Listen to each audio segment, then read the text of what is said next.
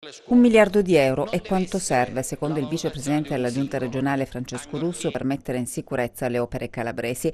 La seduta del Consiglio regionale di oggi è stata incentrata sulla tragedia del Raganello e sulle tante emergenze ambientali della regione. Una seduta che si è aperta con una lunga e dettagliata relazione del vicepresidente Russo, il quale ha sottolineato la necessità di aprire un tavolo di confronto con il ministro Toninelli al fine di avviare un piano straordinario per le infrastrutture. I costi elencati da Russo sono ingenti: 50.000 euro a chilometro per la rete stradale, più di 1 miliardo per ponti e viadotti. L'obiettivo della messa in sicurezza, secondo il vicepresidente, deve però essere portato avanti anche con una interlocuzione con l'Unione Europea, perché, ha detto, non possiamo non intervenire su opere che hanno più di 50 anni, e tra le priorità elencate da Russo ci sono i piani di monitoraggio da realizzare sui flussi di traffico e sulle opere, dunque anche una fase di ispezione per avere un'idea delle condizioni di rischio delle opere.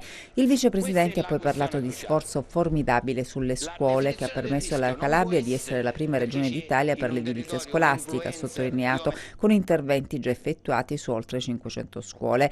Valutazioni opposte però tra maggioranza e opposizione sono emerse dal dibattito in Consiglio regionale sulla sicurezza territoriale e delle infrastrutture in Calabria. Secondo Carlo Gurcione, che ricorda la mancata attivazione dei pluviometri nella zona interessata dalla piena, la tragedia del Raganello poteva essere evitata se solo non ci fosse stata l'incuria e la negligenza della regione, che oggi rischia anche di perdere 11 milioni di euro di fondi comunitari. Per Orlandino Greco, Liverio presidente, non servono capri espiatori quanto un'analisi rigorosa per dare certezza su quanto avvenuto e sul tema della sicurezza in Calabria. Giuseppe Ieta del PD elogia il lavoro strategico della Giunta, ma sottolinea la necessità di ascoltare di più i territori. Per Fausto Orsomarso di Fratelli d'Italia è necessario definire le priorità di intervento attraverso l'approvazione di un piano che preveda il coinvolgimento degli organi professionali e un confronto serrato con il governo.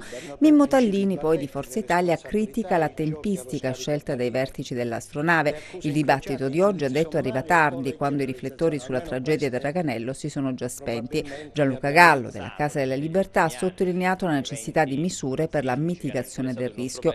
I lavori sono stati conclusi dal governatore Oliverio, il quale ha sottolineato che la morfologia del territorio calabrese è complessa e soggetta al rischio di natura idrogeologica. L'intervento umano nel tempo ha accentuato il rischio, ha detto, e oggi è necessario porre rimedio attraverso scelte coraggiose e impopolari che non può registrare sensibilità diverse. L'ipotesi di sviluppo deve poggiare sulla difesa del suolo. E su Raganello, poi, Oliverio invita al senso di responsabilità, una responsabilità che non può ricadere sui sindaci. Si è trattato, ha sottolineato, di un evento assolutamente straordinario.